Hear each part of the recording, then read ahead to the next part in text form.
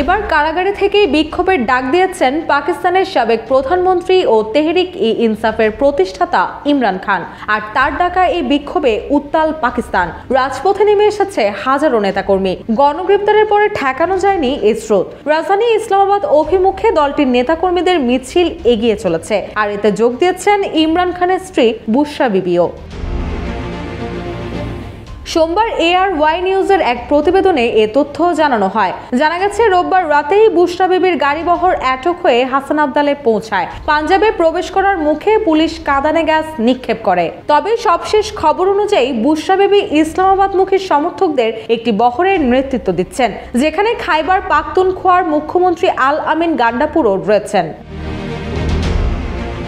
বুশরা বিবি জানান, তিনি সামনে থেকে নেতৃত্ব দিবেন এবং ইমরান খানের মুক্তি ছাড়া ঘরে ফিরবেন না। কর্মী সমর্থকদের উদ্দেশ্যে তিনি বলেন, সময় নষ্ট হচ্ছে, আপনারা নিজেদের গাড়িতে অবস্থান করুন। মুরতাজে অর্ডার করে জিতে নিন গাড়ি, বাইক, আইফোন সহ কোটি টাকার পুরস্কার। অর্ডার করতে ভিজিট করুন murtaj.com, যাতে আমরা দ্রুত ইসলামাবাদ পৌঁছাতে পারি। এরই মধ্যে সামাজিক যোগাযোগ মাধ্যমে ছড়িয়ে পড়া কিছু ছবিতে দেখা গেছে ইসলামাবাদ অভিমুখী শত শত গাড়ির বহর বিক্ষোভে যোগ দিতে মহাসড়কে অবস্থান করছে।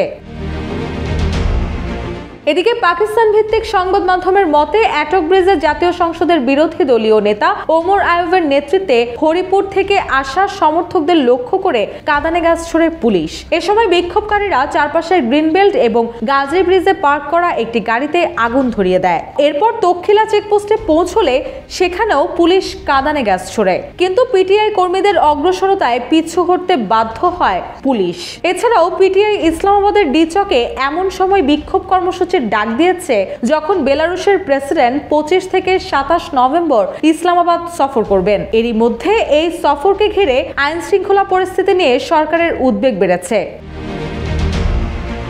জানা যায়, নির্বাচনে গণরায় চুরি, বেআইনি গ্রেপ্তার ও সংবিধানের 26তম সংশোধনীর প্রতিবাদে 13ই নভেম্বর জেল থেকে এই বিক্ষোভের ডাক দিয়েছিলেন ইমরান খান। ওই সময় এই বিক্ষোভকে চূড়ান্ত ডাক বলে অভিহিত করেন তিনি।